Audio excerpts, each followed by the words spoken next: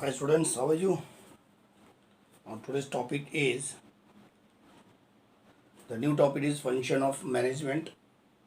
As you know, this is a new topic after the first chapter that over now. The second chapter is name is function of management. Management means management is what manager does, and you know very well when we are talking about function. That means what are the creativeness, whatever the new activity about the business organizations. And when we're talking about the functions, it is very important for and management play a very important role in every walk of the life and organization as well as in individual also. When you decide how to allocate your spare time, when you decide how to allocate your spare time between different activity, तब आप decide करते हो कि आपके पास जो time है, जो limited time है, उसमें आप जो भी डिफरेंट टाइप्स ऑफ एक्टिविटी है, you are unconscious applying the planning. Means आपको जो काम करना है, जो टाइम दिया है, उस टाइम के अंदर काम करना तो प्लानिंग जरूरी है। जैसे कि बोर्ड का आपका एग्ज़ाम्स है, तो बोर्ड का एग्ज़ाम आपका फैब में होगा, तो उसके हिसाब से आपका अकॉर्डिंग टू प्लानिंग होना जरूरी है। एंड फंक्शन ऑफ मैनेजमेंट में ये भी देखा जाता है कि उस प्लानिंग के हिसाब से उसकी कंट्रोलिंग क्या है, उसका एवोल्यूशन क्या है, और उसका एवोल्यूशन करने से आपको रिजल्ट्स मिलता है। And whether your mark in a semester exam, unit test exam या annual exam corresponding to set the target and identify the course of deviation. यानी अगर आपने सोचा है कि मुझे आपको 85% लाना है, बोर्ड में 90% लाना है, तो ये प्लान हुआ, तो उसको एवोल्यूट करो, उसको फंक्शन करो, कंट्रोलिंग करो, ऑर्गेनाइजिंग करो, और देन आफ्टर आपको एक फाइंड आउट आता है कि आपका टारगेट जो है वो उसमें क्या क्या चेंजेस हुए। अगर आपने 85-95% का टारगेट लिया है, तो वो क्यों नहीं पूरा हुआ, उसमें क्या क्या चेंजेस करने की ज़रूरत है। तो ये सारी चीज़ें आपको इस चैप्टर में मालूम पड़ेगा। तो मैनेजमेंट का मतलब ऑलरेडी हमने बताया था कि all the task undertaken to achieve the organisation goal is called management. जो भी काम है, जो भी वर्क है, वो अचीव करना और ऑर्गेनाइजेशन का गोल है, उसको मैनेजमेंट बोलते हैं। And all function of management are inter related and is separable in nature. यानी जो भी फंक्शन ऑफ मैनेजमेंट है वो इंटर रिलेटेड, मतलब एक दूसरे से मिले हुए हैं, एक दूसरे से जुड़े हुए हैं। क्योंकि आपको पता है कि आप कोई काम करते हो तो प्लानिंग करोगे, तो आपको कोई भी टास्क पूरा करना है, आपको 85% लाना है, 95% लाना है, तो प्लानिंग करना है, ऑर्गेनाइजिंग करना है, डायरेक्टिंग करना है, स्टाफिंग करना है। एंड स्टाफिंग तो यू कैन आप नहीं कर सकते क्योंकि आपका बिजनेस ऑर्गेनाइजेशन नहीं है, पर प्लानिंग, ऑर्गेनाइजिंग, देन स्टाफिंग हम टीचर्स आ जाते हैं आप लोग को पढ़ाने के लिए। एंड देन आफ्टर उसका डायरेक्टिंग करना, कंट्रोलिंग करना, तो ये इवोल्यूशन करना एंड कोऑर्डिनेशन करना, ये सारी चीज़ें इसमें सब आ जाती हैं। तो नाउ एलन ने क्या बताया मैनेजमेंट का डेफिनेशन, कि management is a what manager does. और हेनरी फिलन ने क्या बताया कि order to manage it, to forecast and to plan, to organise, to command and to control. ये डेफिनेशन है आपके प्लानिंग के, सॉरी आपके मैनेजमेंट के। तो नाउ अगर आपको मैनेजमेंट का फर्स्ट फंक्शन स्टार्ट करना है जिसका नाम है प्लानिंग, तो आपके दो डेफिनेशन दिए गए हैं। दो डेफिनेशन में से आप कून्स ओडनल ले सकते हैं, जेम्स टर्नर ले सकते हैं। जेम्स टर्नर ने क्या कहा, planning is the process of establishing goals and suitable course of action for achieving these goals. Planning is a process for establishing, यानी प्लानिंग ऐसा चीज़ है, जो प्रोसेस है, प्रक्रिया है, जो एस्टेब्लिश करता है गोल्स को पाने के लिए, and suitable course of action, यानी आप उसमें क्या एक्शन लेके प्लान करोगे कि आपका गोल्स अचीव होता है। और जब मीनिंग की बात आती है तो आपको लिखना है कि planning is the basic function of management. पहला लाइन आपको लिखना है, every function of management is based on planning. हर एक जो फंक्शन ऑफ मैनेजमेंट का है उसका बेस जो है, जो फर्स्ट फंक्शन है, इसलिए बेस क्या है, planning. And planning is a intellectual process of logical thinking and rational decision making. Planning क्या इंटेलेक्चुअल प्रोसेस है, आपकी सोच है, और उस सोच को आप लॉजिकल थिंक में विचार करते हो और रेशनल डिसीजन मेकिंग लेते हो। यस, ऐसा करेंगे तो ऐसा होगा। बोलते हैं कि हाफ प्लानिंग जो good planning means half work done, यानी अगर अच्छा प्लान है तो आधा से ज़्यादा काम आपका हो जाता है। द इम्पोर्टेंस ऑफ प्लानिंग जो है ये एक नया क्वेश्चन है और ये जुलाई 2019 में और मार्च 2015 में आया है। डिफिनीशन मैंने आपको पहले बताया और अगर मीनिंग आता है तो आपको इसको मीनिंग लिखना है। और अकॉर्डिंग टू जेम्स स्टोलर ने जो बताया है, planning is the process establish the goals and suitable roads of action of for achieving this goals, ये आप डिफाइन लिखना है। और अगर इम्पोर्टेंस पूछा है तो आपको इस तरह पे प्लानिंग का इम्पोर्टेंस बताना होगा। अब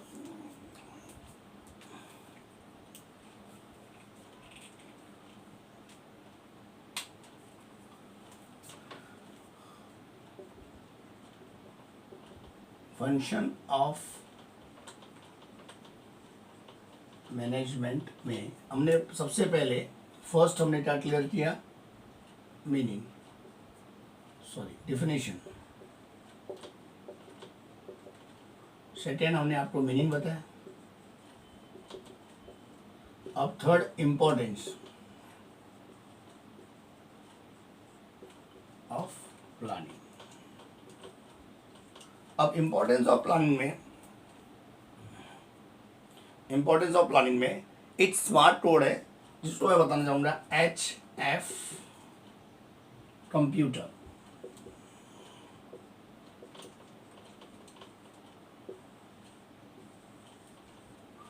HF कंप्यूटर। अब HF कंप्यूटर में फर्स्ट पॉइंट है हेल्प इन डिसीजन मेकिंग।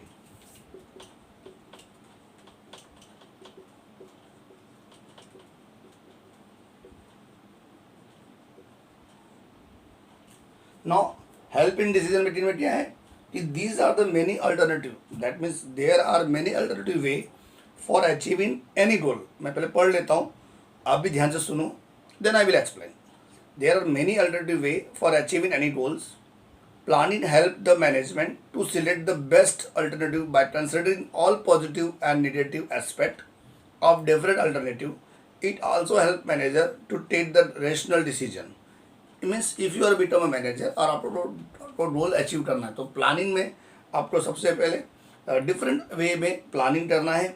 और प्लानिंग से आपको मैनेजमेंट में तो सिलेक्ट करना है आपका बेस्ट अल्टरनेटिव प्लान क्या है और उसको कंसिडर करना है कि जो भी ऑल पॉजिटिव और नेगेटिव एस्पेक्ट है उसको भी ध्यान में रखना है प्लानिंग में, और डिफरेंट अल्टरनेटिव के ध्यान माध्यम से आपको बताना है।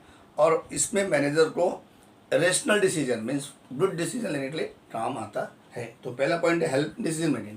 प्लानिंग में क्या है, पहला जो आपका फंक्शन ऑफ मैनेजमेंट है उसमें जिसमें प्लानिंग हमने आप पढ़ रहे हैं, तो प्लानिंग में हमको बताया कि planning will be help to in decision making. Decision गलत भी हो सकता है, रॉन्ग भी हो सकता है, तो उसको हर अल्टरनेटिव वे में देखना है। पॉजिटिव सोच के बारे में प्लान करना है और निगेटिव के बारे में भी डिसीजन लेने में दोनों में ध्यान रख के प्लानिंग करना है। सेकेंड है H हो गया। अभी F का है facilitate coordination of all activity. Facilitate coordination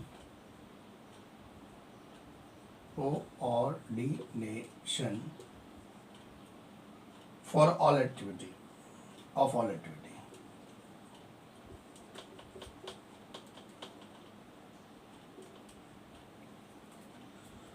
Planning facilitates the coordination of all activity। It reduces overlapping among the activity। अगर आपका प्लानिंग अच्छा है और कोऑर्डिनेशन एक्टिविटी में होता है तो आपका ओवरलैपिंग among the हर एक एक्टिविटी में ओवरलैपिंग होता है, मतलब ज़्यादा से ज़्यादा मदद मिलती है। All activity of the organisation are closely linked with each other. हर एक एक्टिविटी में जब हम ऑर्गेनाइजेशन की एक्टिविटी करते हैं तो हमारा प्लानिंग एक दूसरे से जुड़ा होता है।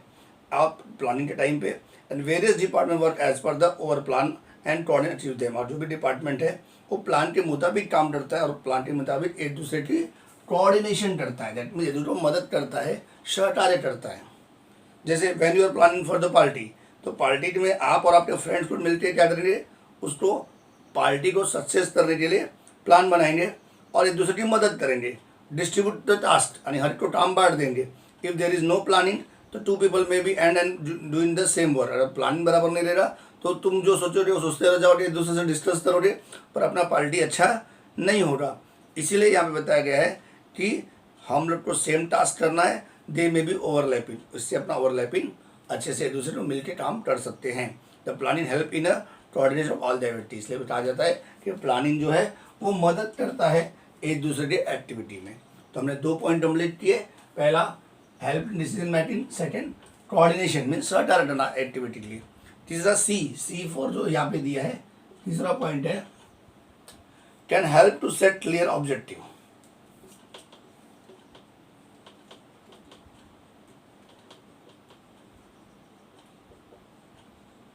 Not clear objective.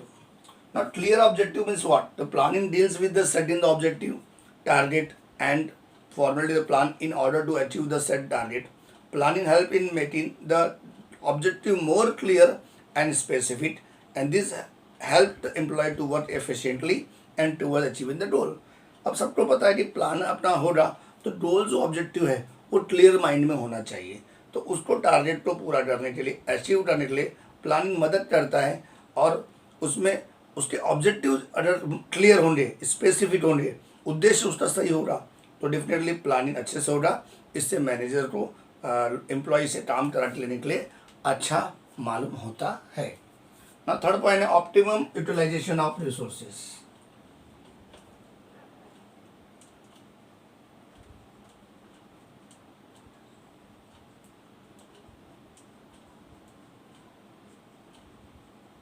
ना optimum means what? Best. Utilise मतलब यूज करा, resources means man, money, material, market, ये मैंने आपको पहले रिसोर्सेज में बताया था। तो जो भी रिसोर्सेज हैं प्लानिंग के अंदर हम लोगों ने किया है उसको अच्छे तरीके से बेस्ट वे में हमको यूज़ करना है।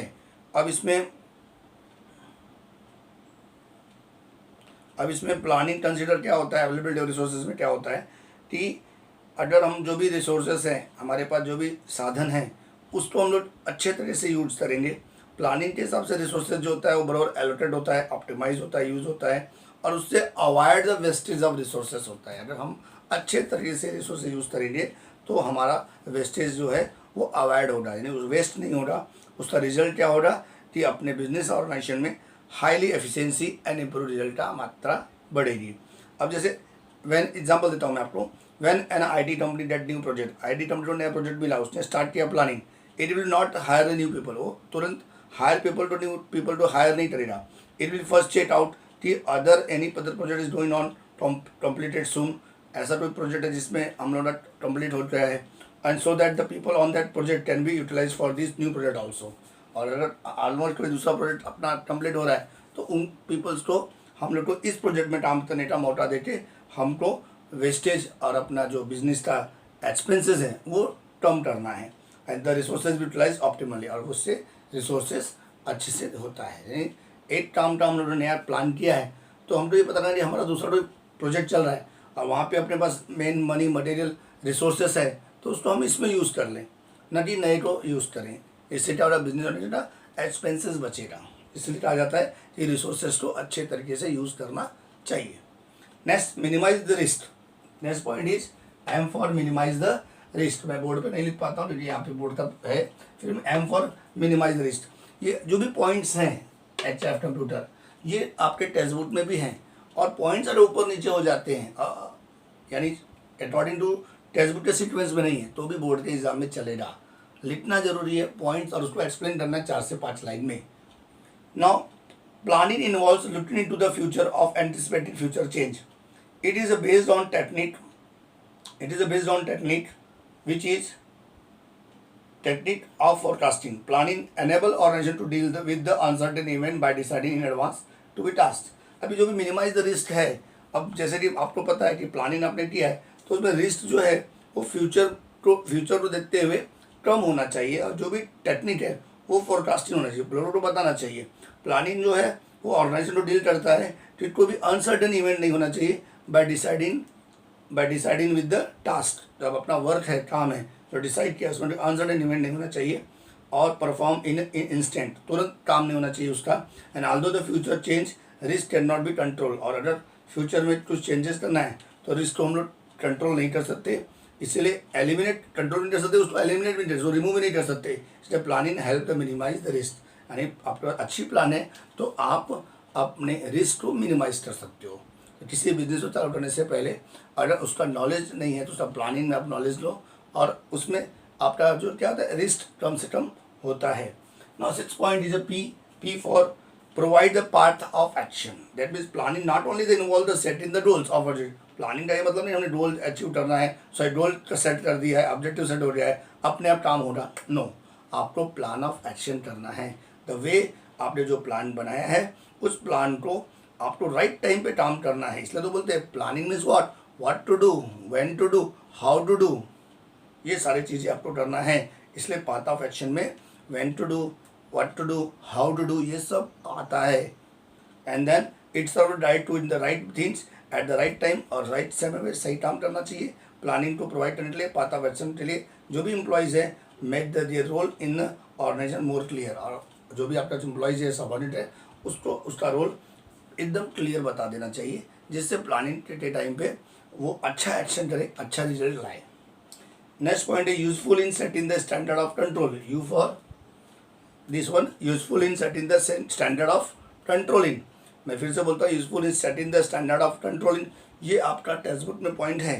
The controlling involves comparison of actual performance with the standard performance. अब क्या होता है, जो भी आपने प्लानिंग किया है उस प्लानिंग में आप स्टैंडर्ड फॉर कंट्रोलिंग मतलब आपने देखना है कि आपने जो भी प्लान किया एक्चुअल परफॉर्म आप क्या कर रहे हो, आपका स्टैंडर्ड प्लान परफॉर्मेंस क्या था। Planning involve the setting the standard performance so that it enables means it's help manager to compare the actual performance with the standard performance. यानी मैनेजर को हमेशा एक्चुअल परफॉर्मेंस और जो हमने स्टैंडर्ड परफॉर्मेंस किया था, जैसे मान लो किसी मैनेजर ने बोला है कि इस साल हमको 1 लाख टर्नओवर बढ़ाना है, पर उसमें स्टैंडर्ड परफॉर्मेंस 1 लाख टर्नओवर का है, पर एक्चुअल परफॉर्मेंस आज के मंथ में, आज के तारीख में कितना हुआ है। तो ये हमेशा एवेल्यूएट करना है, हमेशा कंट्रोलिंग करना है, तो जिससे आप सही टाइम पे नई डिसीजन ले सके और इन केस सच डिविएशन और टू चेंजेस आउट कर सके। Control step take and action. Planning provide basics of control help in maintaining the work discipline. और प्लानिंग का एक बेस है कि जो भी कंट्रोलिंग है और जो भी मेंटेनिंग है डिसिप्लिन का, वो आपको इसी कंट्रोलिंग से आएगा। Next point is to facilitate the other management function. T मतलब टू फैसिलिटेट मतलब उसको आपको फैसिलिटेट करना है, आपको फैसिलिटेट करना है, अदर मैनेजमेंट के फंक्शन उसमें आने चाहिए। जैसे planning facilitate the other function of management such as organising, staffing etcetera, directing, controlling, coordination, दिन all the things. The various goal of organization are set planning stage. Only when the plan is ready, other management function can be undertaken. अगर planning सही है तभी other function of management activate होगा, otherwise नहीं हो पाएगा। और 9th point है E for encourage the innovative in ideas. तो प्लानिंग जब आप करते हो तो there many different difficulty and you are facing the many challenging, because planning is a challenging activity for the management or died of all future of action at the time. The goal of the organization are very ambitious and require the out of the box thing. And जो goal है वो बहुत ही ambitious है, यानी उसको अपने को हासिल करना ही है। उसके लिए अपने को क्या चाहिए, ज़्यादा से ज़्यादा आउटबोर्ड रिसोर्सेज चाहिए। आउटबोर्ड रिसोर्सेज का मतलब होता है कि हम ज़्यादा से ज़्यादा क्या उसमें इम्प्लीमेंट ला सकते हैं। Therefore it involves promotion of involve the ideas. इसलिए उसको प्रमोट करने के लिए हमको आइडियाज़ आफ्टर क्रिटिकल थिंकिंग में लेना होता है, यानी उसकी सोच करनी पड़ती है। The innovative plans help the organisation to certain roles leading the organisation growth and prosperity. और जिससे क्या होता है कि अपना जो भी गोल ऑफ एक्शन है, जो भी लीडिंग ऑर्गेनाइजेशन है, वो ग्रोथ और प्रॉस्पेरिटी उससे बढ़ता है। यानी इनोवेशन आइडियाज आपके पास है तो डेफिनेटली ऑर्गेनाइजेशन का ग्रोथ होना निश्चित है। नेक्स्ट है रिजल्ट इन इम्प्रूवमेंट। अब रिजल्ट का क्या बोला गया इसमें, लास्ट पॉइंट है R for a result in improve performance. Planning help the manager to improve the future performance. तो जो प्लानिंग अगर आपके पास है तो आप जिस हिसाब से कंट्रोलिंग करेंगे और आपको फ्यूचर परफॉर्मेंस में मदद मिलती है एम्प्लॉय की। आपको एम्प्लॉय का भी कोई परफॉर्मेंस इंप्रूव करना है तो भी प्लानिंग में मदद मिलता है। They can do the establish objective. जो प्लानिंग है तो उसका ऑब्जेक्टिव है, फिर उसका selection of action of work है, उसका टाइम गाइडेंस है, एम्प्लॉय को दिया जाता है। और उसका रिजल्ट क्या होता है कि वो जिस वर्किंग पैटर्न में काम करता है, अपने आप को कंट्रीब्यूट करता है, तो उसका टारगेट अचीव होता है। In this way improve the performance result into the higher organisation profitability. और उसका रिजल्ट जब परफॉर्मेंस अच्छा होता है तो ऑर्गेनाइजेशन की प्रॉफिटेबिलिटी बढ़ती है। तो in short, planning the basic requirement of survival, growth and success of any organisation. यानी आप बोल सकते हैं कि प्लानिंग, ये आप लोग को कंक्लूजन में लिखना है कि planning is the basic requirement of survival, यानी आप बिजनेस में रहना है, एंड देन ग्रोथ, उसको बढ़ाना है, और उसको सफलता के स्टेज पर भी लाना है ऑफ एनी ऑर्गेनाइजेशन का। तो प्लानिंग इज़ वेरी इंपॉर्टेंट। आज हमने प्लानिंग के इंपॉर्टेंस के ऑल पॉइंट्स पढ़े, मैंने आपको एक्सप्लेन किया। कुछ अदर पॉइंट्स आपको तकलीफ है तो आप मुझे कॉल करके पूछ भी सकते हैं। आपको ये पॉइंट्स प्लानिंग लिखना है, उसका मीनिंग लिखना है, डेफिनेशन लिखना है और इम्पोर्टेंस लिखना है, क्योंकि ऑलरेडी 2 बार बोर्ड के एग्जाम में ये क्वेश्चन आ चुका है। So wish you all the best. आप अच्छे से पढ़ाई करो, स्टे एट होम, और यू नो कि आने वाले दिनों में 14 तारीख से लेके 18 तक अपना पालघर नगर पालिका का जो एरिया आता है वो ऑलरेडी लॉकडाउन है, तो कोई भी घर से बाहर ना निकले, आप घर पे पढ़ाई करें, सुरक्षित रहें। हम लोग को जो भी लेक्चर्स है ओसी के हम आपको प्रोवाइड करेंगे यूट्यूब के माध्यम से, और आप उसको स्टडी करो, अच्छे से रीड करो, मेरी वीडियो तो 2-3 बार देखो, और फिर कुछ भी डाउट्स होता है वो पूछो। सिर्फ आपको पॉइंट्स याद होने चाहिए एग्जाम में, और पॉइंट्स को 4-5 लाइन में अपने लैंग्वेज में एक्सप्लेन करना आना चाहिए। तो आप पहले लिखो, उसको समझो, और अंडरस्टैंड नहीं होता तो मुझे फ़ोन करो और मैं आपको एक्सप्लेन कर दूँगा पॉइंट्स। Thank you.